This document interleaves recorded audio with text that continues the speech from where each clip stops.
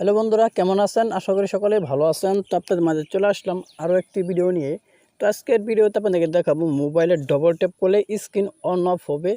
এই সেটিংসটা কীভাবে আপনি অন করবেন তার পুরো প্রসেসটা আজকের এই ভিডিওতে দেখিয়ে দেবো। তো আমরা অনেক সময় দেখা যায় আমরা যখনই সময় দেখতে যাই বা বিভিন্ন কিছু করতে গেলে আমাদের কিন্তু এই বাটনে চাপ দিতে হয়। তো আজকের পর থেকে কিন্তু আপনার বাটনে চাপ দিতে হবে না, মোবাইলের স্ক্রিনে দুইবার ট্যাপ করলে আপনার স্ক্রিনটা কিন্তু অন অফ হবে বা আপনার অন হয় বা অফ হয়। তো এই সেটিংসটা কীভাবে আপনি অন করবেন বা এটা আপনি কেউ ব্যবহার করবেন তার পুরো প্রসেসটা আজকের এই ভিডিওতে দেখিয়ে দিব। তো ভিডিওটা কেউ স্কিপ করবেন না, স্কিপ না করে সম্পূর্ণ প্রসেসটা দেখে দেখুন, তাহলে বুঝতে পারবেন।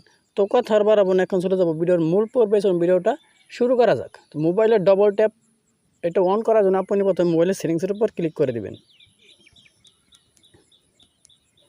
মোবাইলের সেটিংসের উপর ক্লিক করার পর এরকম একটা ইন্টারভিউ শুরু করতে একটু নিচে দিকে স্ক্রল ডাউন করবেন।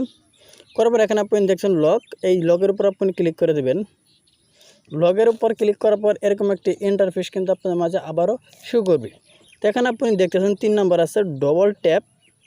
এটা যদি আপনার অন থাকে তাহলে কিন্তু আপনার স্ক্রিনে ডবল ট্যাপ করলে কিন্তু স্ক্রিন অন অফ হবে, আর যদি এটা আপনি বন্ধ থাকে তাহলে কিন্তু আপনার স্ক্রিনটা অন অফ হবে না।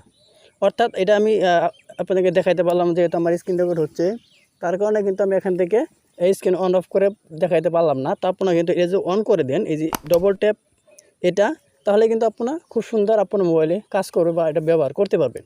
তো এই সেটিংসটা তাদের এখনও বন্ধ আছে, তারা এখন এটাকে অন করে দিন, তাহলেই দেখতে পাবেন আপনার স্ক্রিনে ডবল ট্যাপ করার সঙ্গে সঙ্গে আপনার স্ক্রিনটা অন অফ হবে।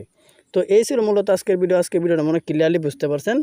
তো আজকের ভিডিও যদি ভালো লাগে অবশ্যই একটু লাইক করে দেবেন, আর প্লিজ চ্যানেলটি সাবস্ক্রাইব করে আমাদের সাথেই থাকবেন। তো সবাই ভালো থাকুন, সুস্থ থাকুন, আল্লাহ হাফেজ।